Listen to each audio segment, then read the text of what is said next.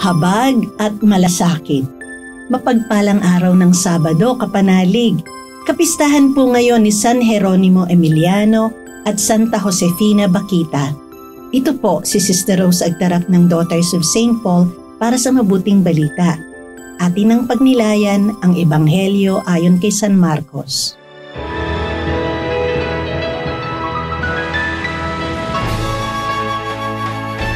Pagbalik ng mga apostol kay Jesus, isinalaysay nila sa kanya ang lahat nilang ginawa at itinuro.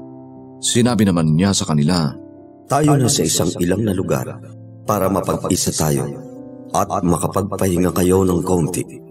Sapagkat dooy marami ang paroot parito at hindi man lamang sila makakain, kaya lumayo sila at namangka na sila lang patungo sa ilang lugar. Ngunit nakita silang umalis ng ilan at nabalitaan ito ng marami, kaya nagtakbuhan sila mula sa kani-kanilang bayan at nauna pang dumating na lakad kaysa sa kanila. Pagdating ni Jesus sa pampang, nakita niya ang maraming tao na nagkakatipon doon at naawa siya sa kanila sapagkat para silang mga tupang walang pastol, at nagsimula siyang magturo sa kanila ng matagal.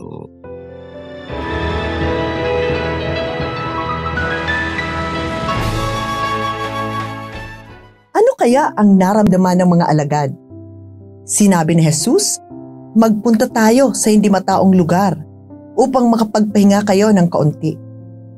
Aba, heto nga at nasundan pala sila ng napakaraming tao. Kaya't nahabag si Jesus sa kanila sapagkat para silang mga tupang walang pastol. In short, imbes na makapagpahinga, back to work din kaagad ang mga alagad.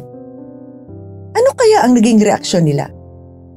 Katulad ni Jesus, maraming mga nanay, tatay, mga anak, mga OFWs ang hindi nagsasawang mapagod, maglingkod at magsakripisyo para sa pamilya. Buntis si Ningning nung iwanan siya ng kanyang asawa. Sa tulong ng kanyang nanay, itinaguyod ni Ningning ang kanyang 5 anak nang tila walang kapaguran. Naglalabada, naghuhugas ng pinggan sa mga restaurants, nagwawali sa mga kalsada, nangangalakal. Sa kabila ng hirap na pinagdadaanan, sabi ni Ningning, "Hindi ko po ikinahihiya ang aking hanap buhay. Batid po ng Diyos na galing sa marangal na paraan ang ikinabubuhay namin ng mga anak ko. Hindi po ako mapapagod sa pagsasakripisyo para sa kanila. Mahal ko po sila at nais kong bigyan sila ng maayos na buhay sa abot ng aking makakaya." Walang reklamo, walang pagsusumbat, walang panghihina.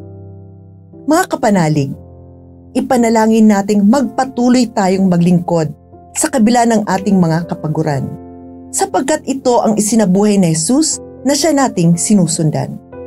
Katulad ng maraming hindi napapagod sa pagsasakripisyo para sa pamilya, sa mga hikahos, sa mga naaapi, sa mga may sakit, sa mga biktima ng kawalan ng hustisya, sa kalikasan at sa simbahan.